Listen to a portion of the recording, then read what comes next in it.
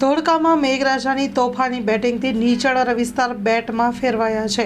ધોળકા શહેરમાં Hariomnagar society, Surdhara society, Swaminarayan society, Sai Darshan society ઘરોમાં પાણી ઘૂસી ગયા છે। ધોળકામાં આવેલું ગુયા તળાવ અને ગધેમાર તળાવ આવેલું છે, જે ઓવરફ્લો થતાં તળાવની આજુબાજુ નીચાણવાળા વિસ્તારોમાં પાણી ભરાઈ જતાં લોકો ત્રાહિમામ પોકારી ઉઠ્યા છે। Story report by Ganesh Rawat, Dholka. હું હરિઓમનગર વિભાગ 2 માં D3 નંબરમાં રહું છું। દર વર્ષે આ જ તકલીફ હોય છે આખી સોસાયટીમાં।